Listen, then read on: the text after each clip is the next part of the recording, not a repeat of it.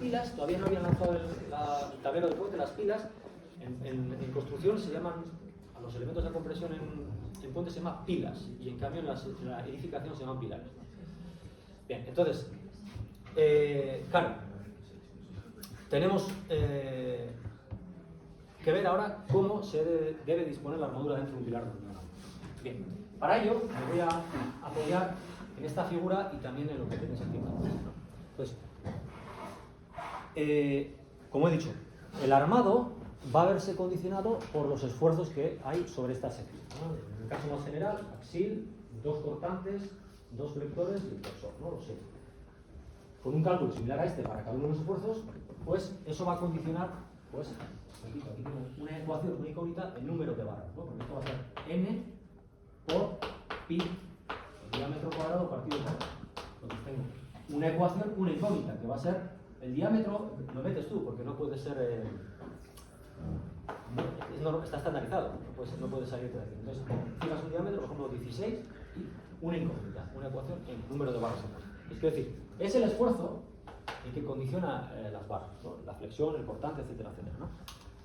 Pero antes de los cálculos hay unas disposiciones mínimas que hay que cumplir, que son las que vemos en esta asignatura, ¿vale?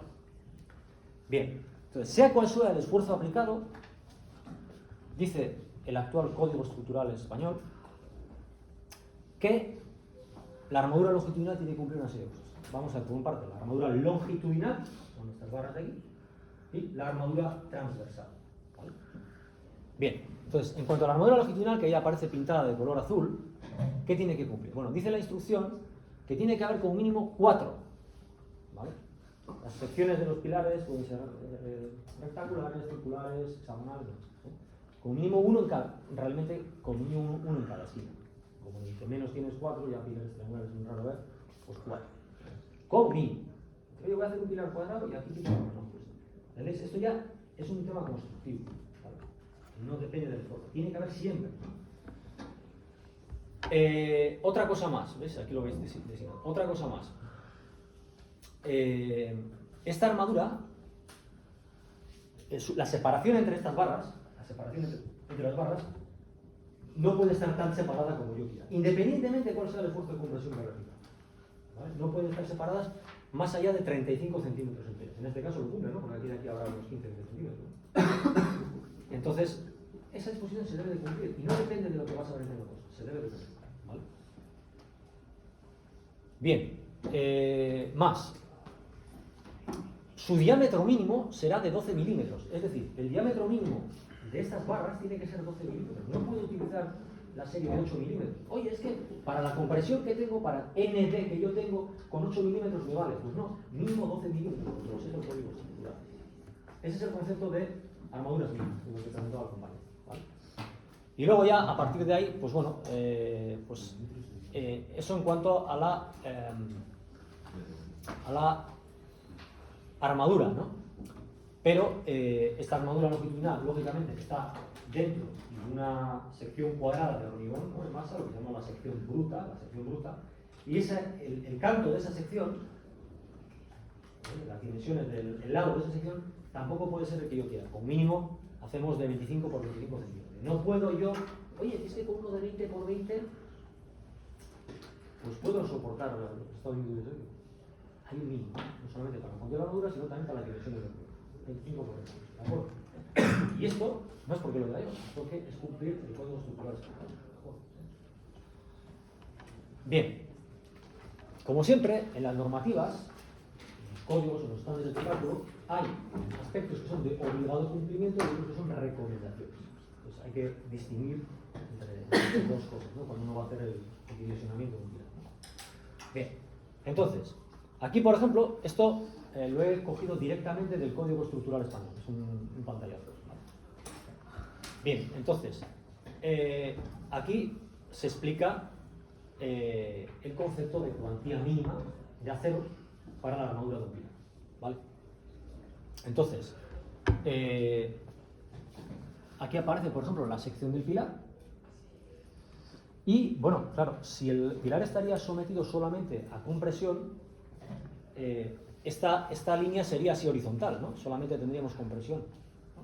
Su valor además sería nd partido por el área, es decir, la fuerza partido por la sección. ¿Sí o no? Pero, salvo que el pilar esté muy centrado, si ya lo tengo en alguna esquina, etcétera, etcétera, también recibe flexión. Entonces, si yo tengo flexión, por ejemplo, aquí si esto es la compresión, el momento tendrá este sentido. Quiero decir, ahí tengo una compresión que me provoca esto, más una flexión, en este caso, en este sentido, que me provoca, me voy a poner un poco más hacia la derecha,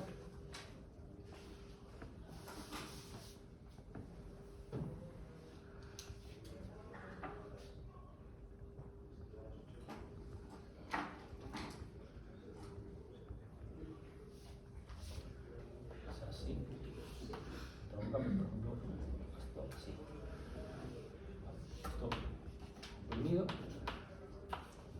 esto fraccionado. ¿Vale? Este momento de aquí, este nivel de aquí, provoca esta tensión. Esto es un diagrama de tensiones, sigmas, ¿no? A través del espesor, ¿no? La distribución de tensiones a través del espesor. Con este momento, pues, provoca esta distribución, ¿no? Conocida como ley de Navier, ¿no? Ayer estuve asistí a la presentación del máster de Ingeniería de la Construcción. Cuando acaba la carrera, pues puede tomar varios caminos. Puede hacer un máster en Madrid, en Murcia, o puede hacer un máster de Ingeniería de la Construcción que conduce directamente al trabajo, o prefieres hacer la titulación superior. Bueno, hay diferentes caminos, ¿no? O directamente ir al trabajo, eso cada uno. O irse a la investigación y docencia, como hago yo, por ejemplo, ¿no?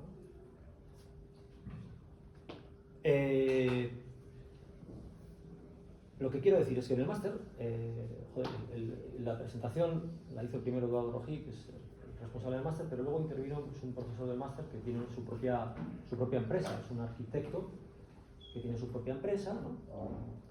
Y hizo una presentación que me gustó mucho, ¿no? Y en ella, en una de las transparencias que puso, aparecía la fotografía de todos, bueno, de algunas de las personas que están detrás del desarrollo de los métodos de cálculo de las estructuras de hormigón armado y de acero. Entonces, cuando uno está estudiando teoría de estructuras y de repente aparece, por ejemplo, los círculos de Moore o el teorema de Moore, eso parece un señor. La fotografía, plan. Cuando uno oye la ley de Hooke, ¿no? La relación lineal entre carga y desplazamiento, Hooke fue un señor, un científico inglés, ¿no? Cuando uno ve esa distribución lineal que provoca el momento efector a través del espesor, eso lo descubrió también un científico, Navier creo que era francés, me parece, ¿no? Lo podemos mirar, ¿no? La verdad es que muchos franceses y muchos británicos están detrás de todo el desarrollo de la elasticidad y resistencia de materiales, ¿eh?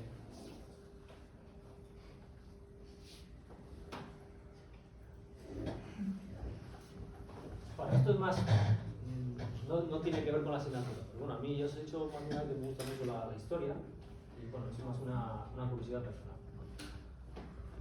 Os quiero decir que todo esto ha sido gracias a los desarrollos de estas personas, ¿no? De Leonhard Euler, suizo, también matemático, también tiene desarrollos de mecánica. Bueno.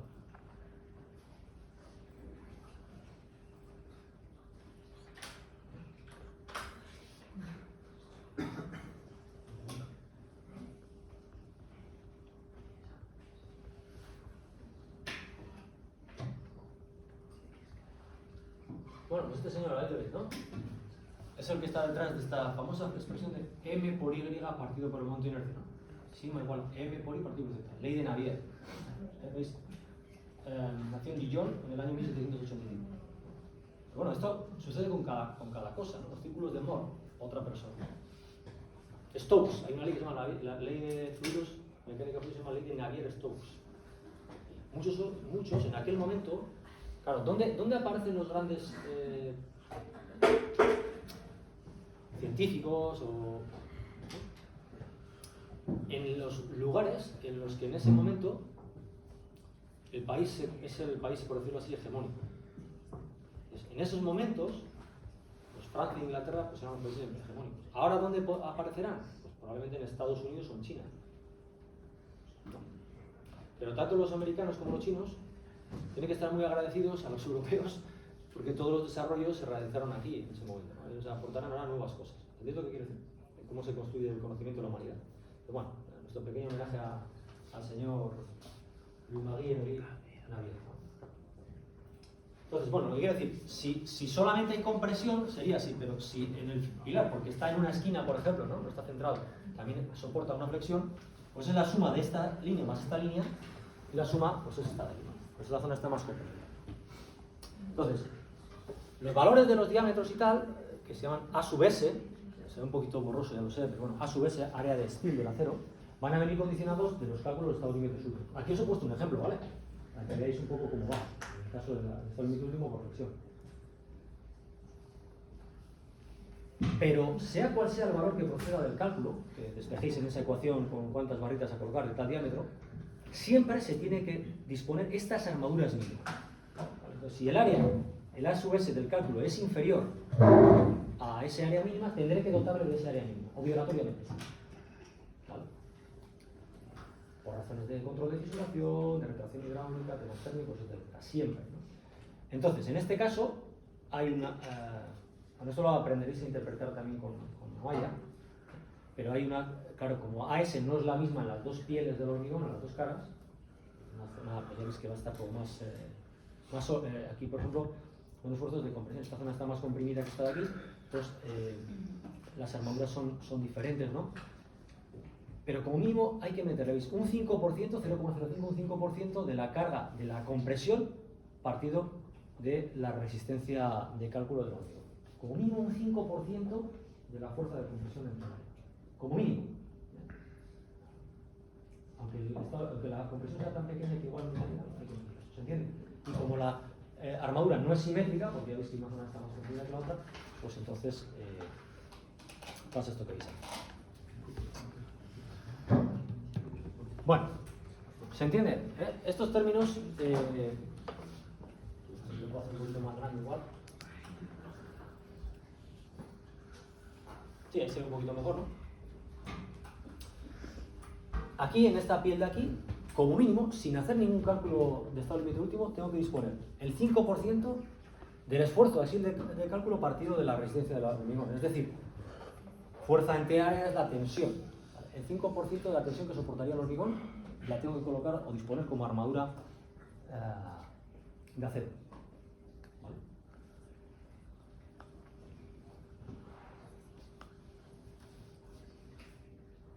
Y lo mismo en la otra cara, a pesar de que tenga un armado diferente, el 5% de la carga de compresión entre el área de la carga de la compresión entre la resistencia de compresión del hormigón.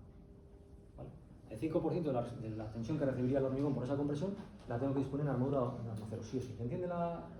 El aplicar la fórmula es sencillo, es decir, mete sus valores y ya está, ¿no? Es seguir un estándar, un código de cálculo es meter los números en las fórmulas. ¿Vale? Pero entender cómo se aplica y por qué se aplica es para lo estándar. ¿Vale? Bueno, armaduras mínimas. Luego, si la compresión es muy fuerte, pues igual tengo que meter mucho más que eso. Pero como mínimo, eso. Como mínimo, las barras longitudinales no pueden estar más separadas de 35 centímetros. Como mínimo. Igual si las cargas son muy fuertes tengo que ponerlas más cerca. ¿Entendéis lo que quiero decir? ¿Tenéis el concepto de armadura mínima?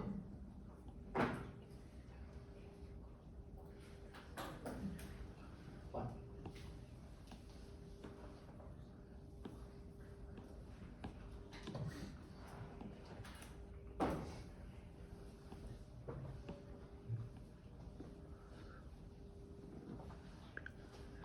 Bien, más cuestiones. Ahora vamos a hablar sobre la armadura transversal, que son estos elementos de aquí. ¿Vale? Bien, la armadura transversal se llama armadura transversal porque va en un plano transversal al eje del pilar o de la red, ¿no? Bueno, estamos hablando de discusiones sobre el armado de pilares. Bien, entonces, hay diferentes tipos de armadura transversal. A esta armadura transversal se llama cerco. ¿Vale? Pero hay armaduras transversales, sobre todo en secciones más grandes, que se llaman estribos.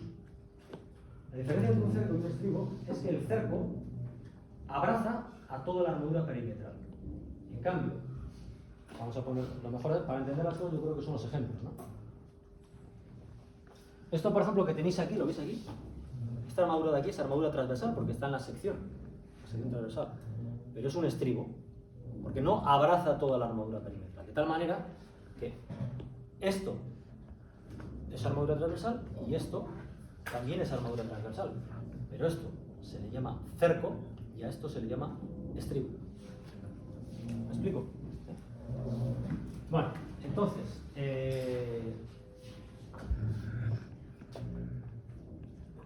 ahora vamos a ver qué condiciones tiene que cumplir la armadura transversal independientemente de cuáles sean los esfuerzos que sobre esa pilar se producen.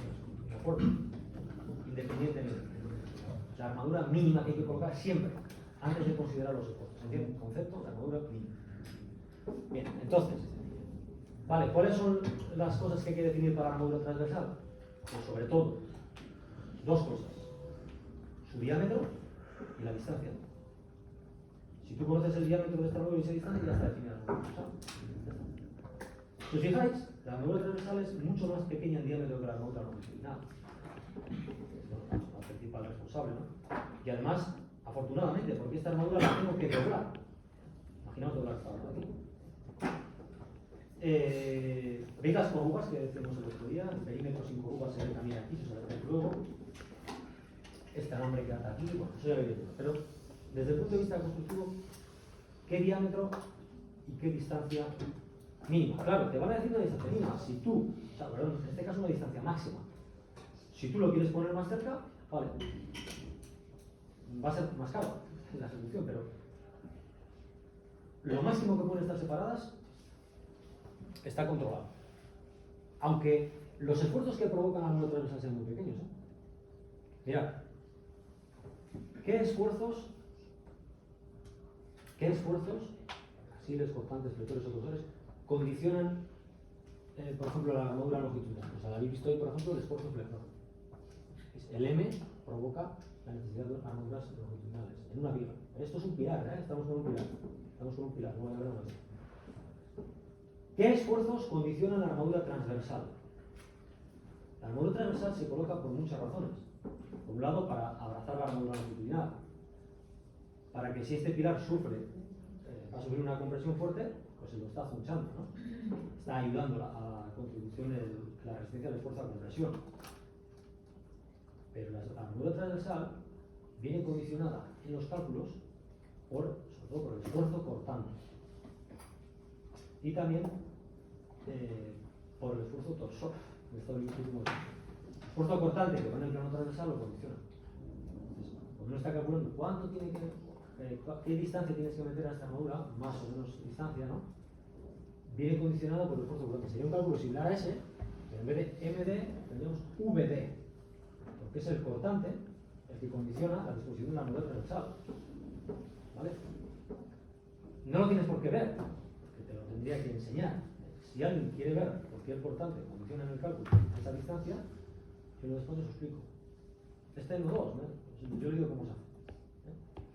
Pero bueno, quiero que sepáis que de la misma manera que en una viga el flector condiciona la armadura longitudinal, como acabáis de ver, en un pilar, en una viga, el cortante que activa ese pilar condiciona su armadura transversal. Se puede ver intuitivamente porque van en el mismo plano. Y en las vigas lo mismo. Aquí, por ejemplo, habíamos dibujado un diagrama de momentos flectores. Lógicamente, como los cortantes son una derivada de los flectores, pues aquí tendríamos un cortante positivo y negativo, uno a cada lado, ¿no? Constantes, ¿no? La derivada de una corriente es una recta horizontal. Y hay cortante, en una viga bien apoyada hay cortante. Cuanto mayor sea el cortante, más cerquita van a estar los cercos. ¿Vale? Lo veis de esa manera. Si queréis ver cómo lo condicionan el cálculo, os brindo esa posibilidad. ¿Vale? ¿Se entiende? Pues bien, independientemente de qué cortante tenga uno y cómo puede recibir un cortante, hombre, en un pilar tendría que recibir una carga puntual en algún lugar, o está luego unida a otra viga que sí que tenga cargas horizontales, ¿entendido lo que quiero decir? En un, por ejemplo, muro, que también es un elemento de compresión al igual que un pilar, es mucho más fácil de verlo, porque un muro en su trasdos tiene tierra, y el empuje de la tierra provoca lógicamente ese cortante. Entonces ahí se localiza mucho mejor. Aquí recibirá el cortante elementos superiores e inferiores, porque el hormigón armado es monolítico, está unido al resto de elementos a través del empotramiento, ¿no? Entonces las cargas horizontales se retiran por los paredes laterales del edificio, pueden hacer aparecer ciertos esfuerzos cortantes ahí. ¿De acuerdo? Bien, entonces, pero sea cual sea los esfuerzos cortantes que aparezcan sobre ese pilar, siempre,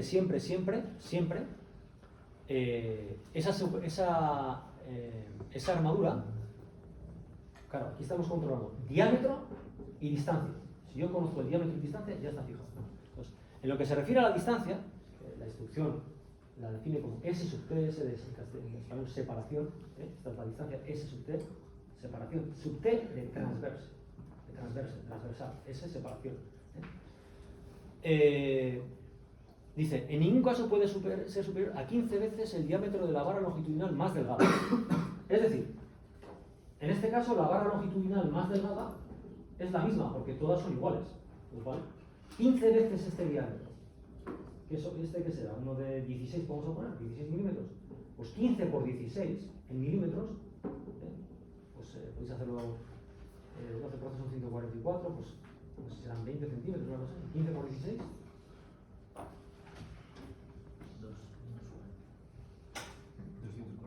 240, 24 centímetros. Pues la mínima distancia de aquí, o sea, la máxima 24. Esta distancia no puede ser más que 24. Si lo pongo aquí, no cumpliría. Mínimo 24. Luego, si los esfuerzos cortantes son fuertes, pues irá más aquí. La máxima distancia es 24. Pero dice, y ni tampoco superior a 30 centímetros. Este cálculo dice, oye, 24 centímetros es más restrictivo que los 30. Entonces aplico 24. Pero si ese cálculo, porque la barra es muy gorda, superara los 30 centímetros, tendría que fijar los 30 centímetros como máxima distancia. ¿Entiendes lo que quiero decir? Que luego igual es menos, porque luego al aplicar los esfuerzos, los estados límites mínimos de cortante igual es menos. Pero de entrada, sin aplicar ninguna carga, máximo 30 centímetros. O 15 veces el diámetro de la barra longitudinal más delgada. Claro, en este caso todas iguales, pero si hubiese diferentes diámetros, pues la más delgada. Para estar del lado de la seguridad, por eso me quedo con la más delgada. Ni tampoco superar la menor dimensión transversal de la pieza. En este caso, ¿cuál sería la dimensión transversal de la pieza? Aquí tendré unos encordados cuadrados. Como es un cuadrado, las 4 dimensiones son iguales, la menor es cualquiera de ellas. Pues esa dimensión de la pieza, vamos a poner una distancia así, yo nunca debiera de superarla. Si esta va a ser la dimensión, por ejemplo, bueno, perdonadme, ¿entendéis lo que estoy haciendo con las manos? Es decir, evidentemente esto irá más o menos, este es el espesor de recubrimiento, ¿no? ¿Lo veis? Pues por aquí va a ir el hormigón, ¿no? Y tanto así por el otro lado. Entonces, esta va a ser la dimensión de la sección de la pieza, ¿no? No puede superar la distancia entre las armaduras transversales. La giro, lo cumple. Vale. Entonces, todas estas disposiciones no dependen del cálculo, son ya de entrada, se tienen que cumplir las disposiciones mínimas. Por eso lo vemos aquí en la construcción, ¿vale? Y luego, pues bueno, también explica eso en cuanto a la separación entre ellas. Luego también hay disposiciones mínimas referidas a este diámetro. ¿Veis? Es más pequeño que esta, pero ese diámetro, como dice aquí, el diámetro de los cercos, phi, la letra griega phi, el diámetro, será igual o superior a 1/4 del diámetro máximo, siendo el diámetro máximo de la barra longitudinal más gruesa. Es decir, aquí, otra vez, como las barras longitudinales son iguales, no hay una que sea la más gruesa. Si hubiese una mayor y una más pequeña, pues me cogería la más gruesa. En este caso, este diámetro, que son 16, será un diámetro 16, 16 milímetros. Entonces dice, oye, esta armadura de aquí, la armadura transversal, tiene que ser igual o superior a 1/4 del diámetro máximo, en este caso el diámetro de la barra, ¿no? Pues, por ejemplo, 0,25 por 16, a ver cuánto es. Será 16 entre 4, ¿no? 4 milímetros. Pues esta barra, como mínimo, tendría que tener 4 milímetros de diámetro. Pero atención, siempre y cuando no pase por debajo de 6. Si pasa por debajo de 6, mínimo diámetro para esta 6. Entonces, ¿qué diámetro tendría que tener como mínimo hasta aquí? 6. Pero si ese cálculo nos hubiese dado un valor mayor que 6, entonces nos quedaríamos con ese valor. ¿Se entiende cómo se aplican las cuantías mínimas? Independientemente de cuáles son los esfuerzos que graviten sobre esta sección. Ya sucede para todas las construcciones que voy a hacer con pilares de ordenado.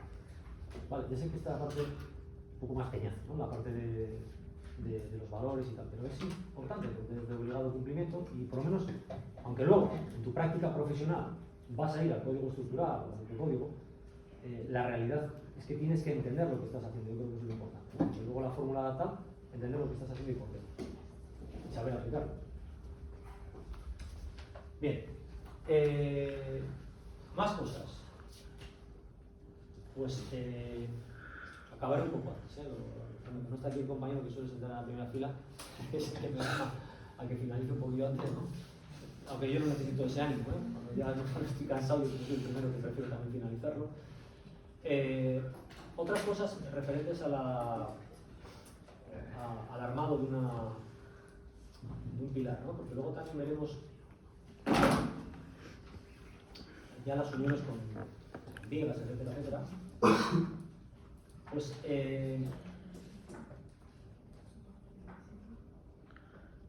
mira, hay una cosa que no hemos mencionado y es que bueno, aquí veis los dibujos de diferentes posibilidades para la armadura transversal. Dos distintas, A y B, para la armadura transversal. En este caso se alterna el uso de estribos y cercos, ¿no? Este es el cerco, ¿vale? Y este es el estribo porque no abraza toda la armadura perimetral. Bien, pues dice el código estructural. Oye, toda la armadura longitudinal tiene que estar convenientemente arriostrada. Atención a la palabra, porque lo vamos a decir muchas veces, es un término muy de construcción, arriostrada, ¿no? Toda la armadura longitudinal tiene que estar convenientemente arriostrada. Bien, ¿qué quiere decir arriostrada? Bueno, pues quiere decir que tiene que estar bien atada. Lógicamente, yo si no utilizara estos cercos de aquí, estas barras se me caerían los dos, ¿no? Entonces, ¿quiénes las están atando? La armadura transversal. En este caso, todas las barras están arriostradas porque están atadas por la armadura transversal. Pero podría admitir una excepción, es que alguna de las armaduras longitudinales podrían no estar necesariamente arriostrada, atada, como esta de aquí.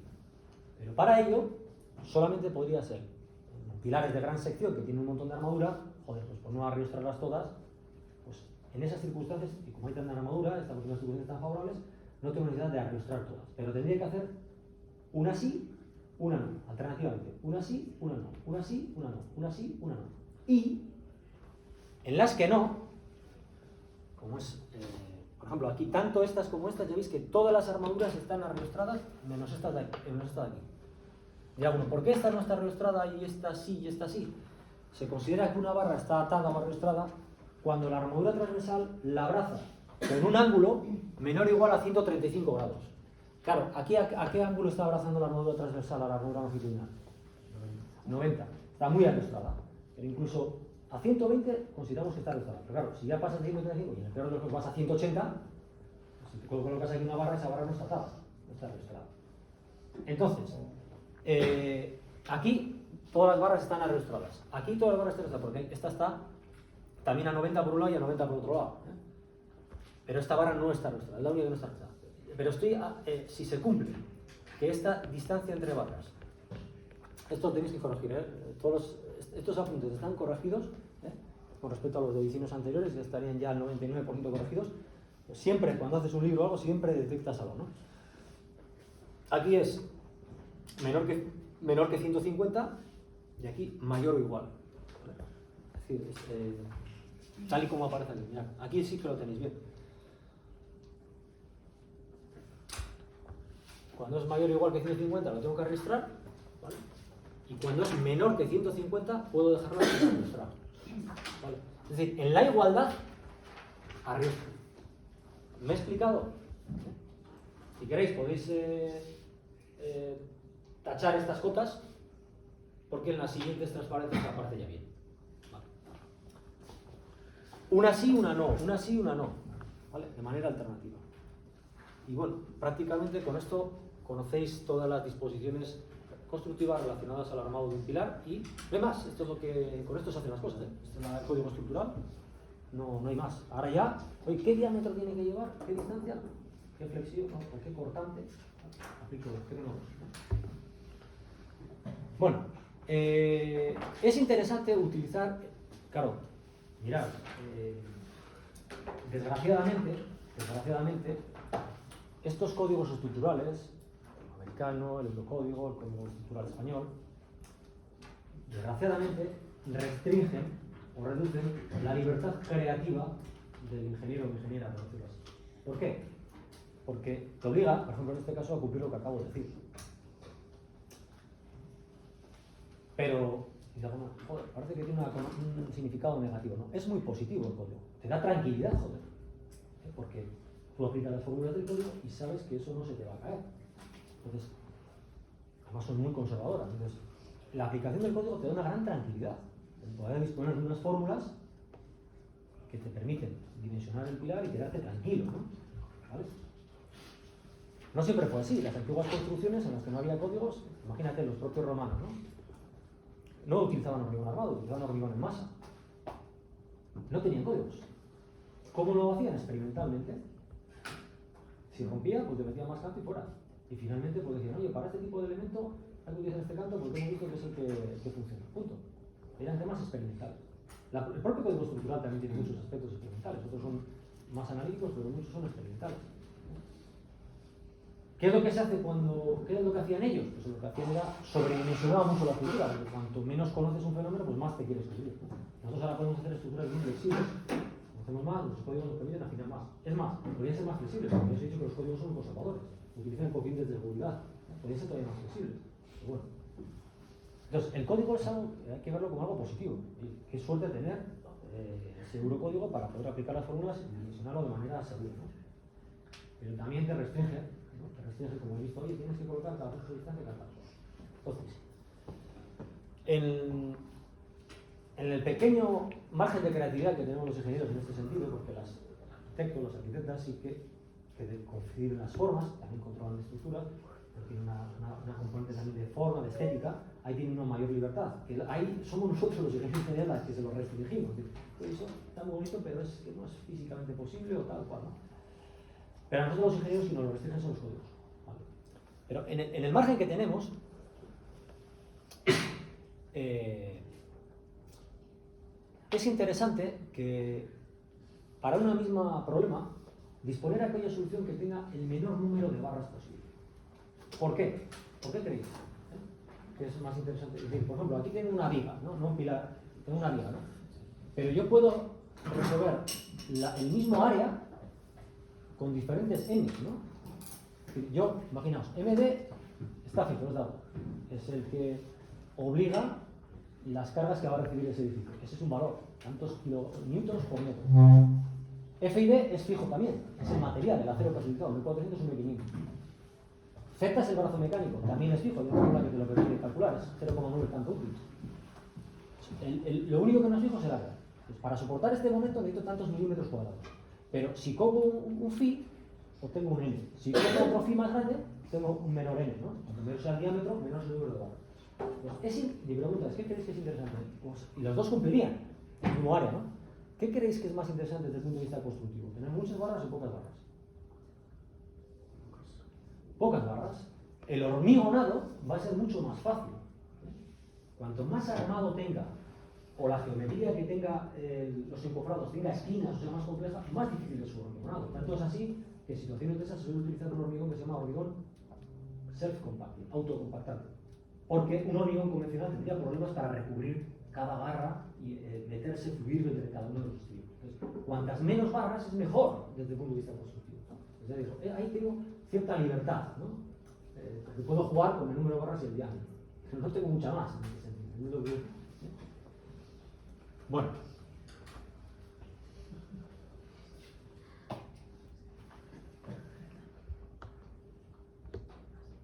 Ahí se ve, por ejemplo, lo que os acabo de comentar, que si la distancia entre estas barras es próxima, ¿cuánto es próxima? Menor que 150 milímetros o 15 centímetros, puedo hacer alternativamente una arrastrada, una no arrastrada.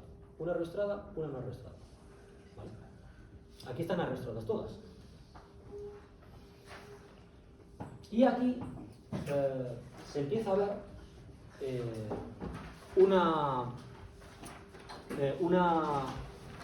voy a ir acabando ya la clase y os voy a pasar esto es un manguito, ¿eh? ¿Qué es lo que pasa? Fijaos qué diámetro tiene esta armadura, ¿eh?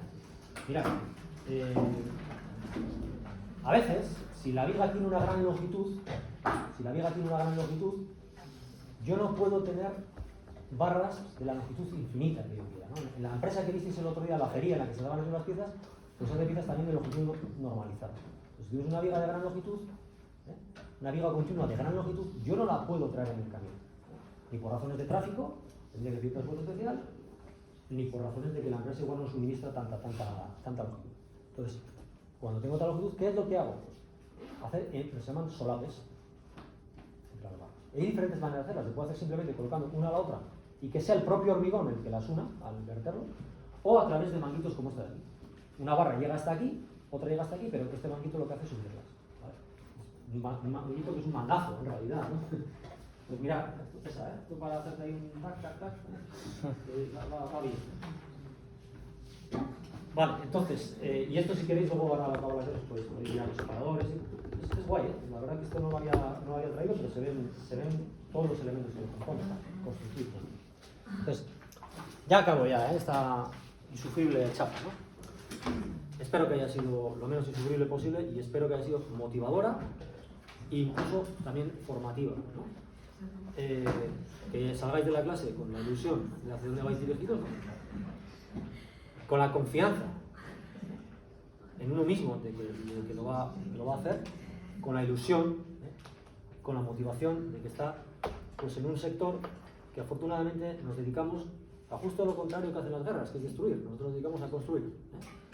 Entonces, es importante tener esa motivación, esa ilusión, para luego aguantarme a mí y aguantar los exámenes.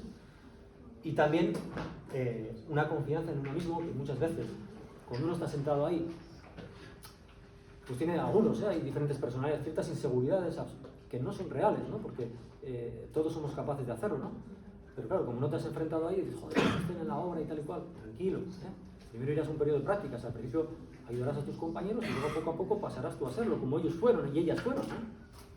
Entonces, máxima confianza en uno mismo, máxima ilusión, máxima motivación y máxima disposición, lo más difícil, ¿no? El esfuerzo, ¿no? El estar dispuesto a hacerlo, ¿no? A venir a las clases, a preparar los ejercicios, a preparar los exámenes, ¿no? Y de esto vamos a hablar todavía, ¿eh? Hasta luego.